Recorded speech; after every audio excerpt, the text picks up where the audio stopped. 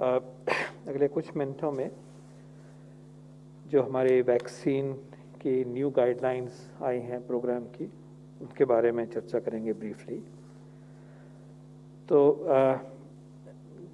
1 मई से एक व्यवस्था लागू करी गई। उस व्यवस्था का परिप्रेक्ष्य ये था कि 16 जनवरी से जैसे हम चले हुए थे और उसमें हेल्थ केयर वर्कर से शुरू करके फ्रंटलाइन वर्कर्स जुड़े, फिर एज के हिसाब से प्रायोरिटाइजेशन की गई। उस पीरियड के दौरान जो इनपुट्स आई उसमें एक मुद्दा इमर्ज होता था कि states should have flexibility and states wanted to take part in implementing the program but also procurement and having flexibility with regard to the priority groups। ये सुना गया, बताया गया, लिखा गया। उसको मद्देनजर रखते हुए और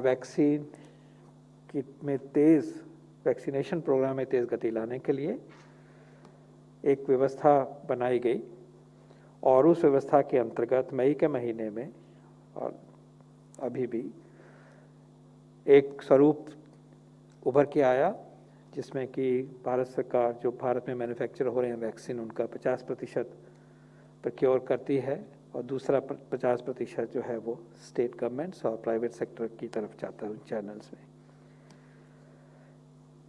इस बीच में ये जो एक बदलाव लाया गया, एक ट्रायल की तरह के ये रिस्पांस में था स्टेट गवर्नमेंट्स के सजेशंस के और पब्लिक डोमेन में जो सजेशंस आए, जैसे जैसे आगे बढ़े उसमें कुछ मुश्किलातें सामने दिखनी शुरू हुई और फीडबैक आया, ऑफिशियल फीडबैक आया, पब्लिक स्पेस में फीडबैक मिला। और स्पेसिफिकली 12 स्टेट्स ने ये रिक्वेस्ट करी पिछले महीने में कि सेंट्रलाइज्ड प्रोक्योरमेंट पे वापस जाना चाहिए।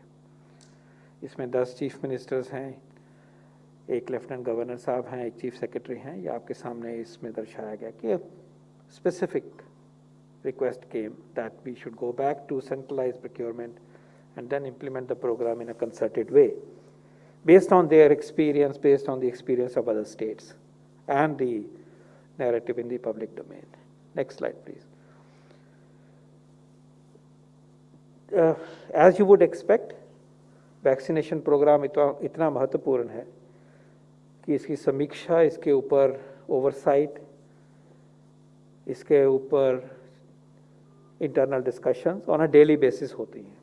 The Government of India teams have been watching the entire implementation of the vaccination program, and particularly in this phase, because this was shift from the way we were doing things up to a point and then moved into a different model. So this was constantly being done, and the reviews were taken at the highest level by the Honorable Prime Minister on the 15th and the 21st of May. But even prior to that, continuously the situation was being watched, connect with states was there, लेकिन prime minister साहब ने जो 15 और 21 को review लिया, उसके base के ऊपर उन्होंने हेल्थ मिनिस्ट्री को डायरेक्ट किया कि इस पॉलिसी इनिशिएटिव को आगे बढ़ाने के लिए जो बदलाव की ज़रूरत है गाइडलाइंस में, उसके ऊपर एक्शन लिया जाए। बेस्ड ऑन दिस एक्सपीरियंस आगे कैसे बढ़ना है और ये जो रिक्वेस्ट साथ साथ आ रही हैं उनको लेके आगे क्या बदलाव लाना है, वो एक डायरेक्शन हमें दिया गया।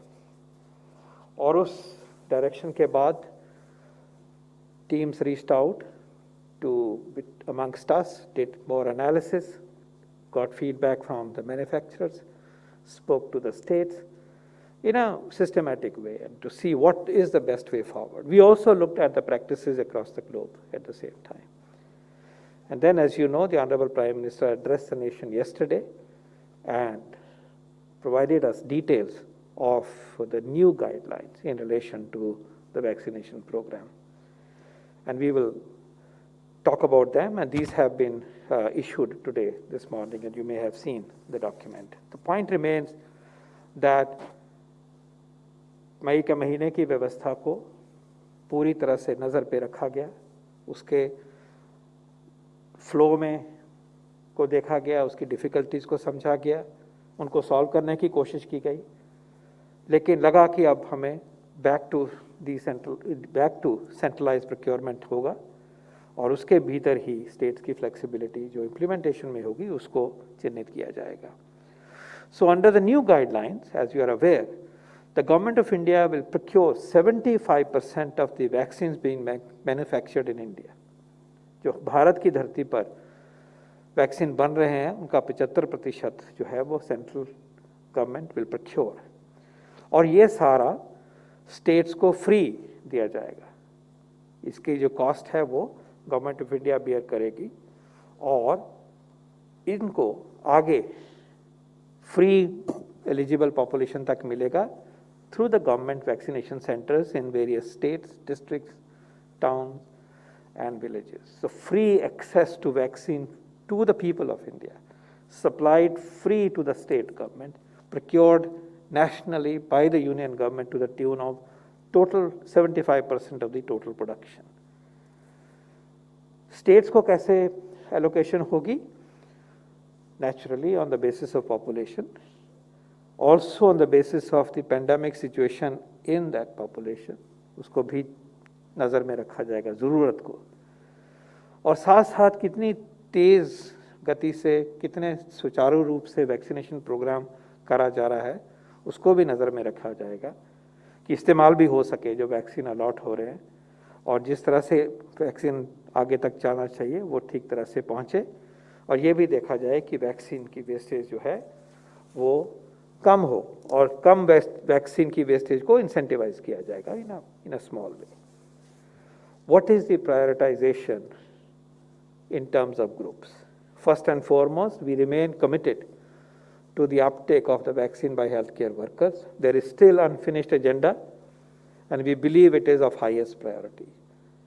As the Honorable Prime Minister yesterday reminded us, imagine if an overwhelming proportion of healthcare workers, doctors, nurses, paramedics, ambulance drivers, other team members of the healthcare teams, and also frontline workers, had not received the vaccine, the consequences would have been disastrous.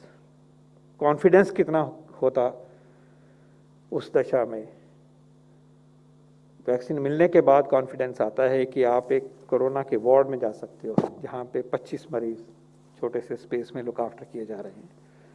सो ये बहुत handy हुआ है. Therefore we believe healthcare workers and frontline workers and their second dose is a priority. Clearly, citizens above the age of 45 remain a priority, and we have highlighted this from this podium several times. We have said that overwhelming mortality occurs in this group. If we address the immunization of this group, we are able to knock off the mortality in a very, very big way, over 80%. So this remains a priority, because they are most vulnerable. They must be protected. This is our first goal of mitigating the effects of the pandemic. Then, जिन व्यक्तियों की दूसरी dose दी हो गई है, that clearly is a priority. तो उसको नज़र में रखा जाएगा. फिर ये समझ आती है कि अब क्योंकि ये वैक्सीनेशन 18 साल से ऊपर सबके लिए खुल गया है, उस ग्रुप में भी हमने तरक्की करनी है, उसको भी बढ़ाना है. And as you have seen from our previous presentations, in different states and districts, the uptake of other categories varies, and uptake of those categories needs to be pushed. And once you are doing that, please also then include citizens 18 years to 45 years. Next one, please. Within the prioritization group of above 18, states have the flexibility to sub-prioritize in their own way. और ये उनसे हम बातचीत करेंगे. State की अपनी priority हो सकती है कि इस ग्रुप में वो किसी पर्टिकुलर समूह को इंक्लूड करना चाहें, ये उनके ऊपर, ये फ्लेक्सिबिलिटी उनके पास रहेगी, एंड वी वैल्यू दैट. इसके अलावा हम एडवांस इंफॉर्मेशन देंगे स्टेट्स के को वैक्सीन की सप्लाईज का. कोशिश करेंगे जल्दी से जल्दी, कम से कम 1 महीने की सप्लाईज उनके सामने विजिबल हों ताकि वो अच्छी प्लानिंग कर सकें. And with time even longer visibility आगे प्रस्तुत की जाएगी as the vaccine supplies improve. इसी प्रकार जो इन्फॉर्मेशन है वो स्टेट्स की तरफ से डाउन स्ट्रीम डिस्ट्रिक्ट्स में और वैक्सीनेशन सेंटर्स तक स्पेसिफिकली कितना कितना पहुंच सक जाएगा अगले कुछ दिनों में, ये भी दर्शाया जाएगा, बताया जाएगा, और इसमें हम स्टेट्स की मदद मांगेंगे। इसके अलावा एन इम्पॉर्टेंट डिसीजन इज कि जो वैक्सीन मैन्युफैक्चरर्स हैं हमारे देश के, 25% जो बच गया है उनका मैन्युफैक्चरिंग अप टू 25%, वो प्राइवेट मार्केट में उसको बेचेंगे, और this will be the total production का 25%। 75 जो है वो सेंट्रल गवर्नमेंट प्रोक्योर कर रही है, स्टेट्स को कुछ प्रोक्योर नहीं करना है, प्राइवेट में 25% जाएगा, जो कि प्राइवेट हॉस्पिटल्स में डायरेक्ट होगा और वहाँ से टीके फिर आगे लगेंगे। इम्पॉर्टेंटली एन इम्पॉर्टेंट डिसीजन वो ये है कि स्टेट्स जो हैं वो प्राइवेट सेक्टर की डिमांड को एग्रीगेट करेंगे। हमने ये देखा है कि अभी जो व्यवस्था रही उसमें प्राइवेट सेक्टर इन्वॉल्व जरूर हुआ, जिम्मेवारी भी निभाई काफी हद तक, लेकिन टोटल नंबर जितने वो साइट्स पे कर रहे थे वो नीचे आ गया। चलो ये भी हम कह सकते हैं कि अभी पिकअप हो रहा था, लेकिन ज्योग्राफिकली वो कुछ ज्योग्राफीज में ज्यादा था, कई बिल्कुल छूट गए। This is not acceptable. जहां जैसा भी प्राइवेट सेक्टर है, और particularly we are very keen that private sector facilities in small towns should also be a part of vaccination drive. It cannot be only limited to metro and large cities, no way. वहाँ भी भागीदारी हमें उनकी चाहिए, वो जनता के पास हैं, व्यक्ति को दूर नहीं जाना पड़ेगा। ये ऑप्शन जो अफोर्ड करके जाना चाहते हैं, फ्री वैक्सीन नहीं लेना चाहिए, उनको ओपन है, अपनी मर्जी से वहाँ जाएं, लेकिन ये नहीं हो सकता कि एक स्टेट में 3 शहरों में ही ये चीज़ इस रास्ते से उपलब्ध हो रही है, नो वे। सो एग्रीगेशन से कहने का तात्पर्य ये है कि स्टेट देखेगी कि मेरे पास इतना नेटवर्क अवेलेबल है फैसिलिटीज़ का, ये सारे कोविन पे चिन्हित हैं, और उनकी तरफ वैक्सीन की अवेलेबिलिटी उपलब्धता बढ़ाने के लिए इतनी डोजेस मिलनी चाहिए, फिर वो आगे इसको पहुँचाएंगे, और दूसरी तरफ ये डिमांड सेंटर को देंगे, और सेंटर फिर इनको इकट्ठा करके परचेज करा के उपलब्ध करवाएगा। वैक्सीन की जो है प्राइस, वो प्राइवेट में जो जाएगा वो पहले से ही वैक्सीन मैन्युफैक्चरर उसको डिक्लेयर करेंगे, जैसा अभी भी हो रहा है। और ये भी एक साफ कर दिया गया है कि प्राइवेट हॉस्पिटल अपना सर्विस चार्ज लिमिट करेंगे। ये नहीं हो सकता कि 600 रुपये का वैक्सीन है उसके ऊपर 1600 रुपये और लगाएं या 4000 रुपये और लगाएं। Service charges are now fixed at ₹150। इससे पहले ये 100 था, आपको मालूम है, एक फेज में, और हमें लगा कि ये इसको बढ़ाने की ज़रूरत है, और हमें लगा कि ये सर्विस चार्ज का इंसेंटिव मिलते ही हमारे साथ बहुत सारे हॉस्पिटल्स जुड़ेंगे, हज़ारों में जुड़ेंगे। पहले भी हमने देखा 7, 8, 9 हज़ार हॉस्पिटल जुड़े थे, और अभी 2000 के करीब ही रह गए हैं।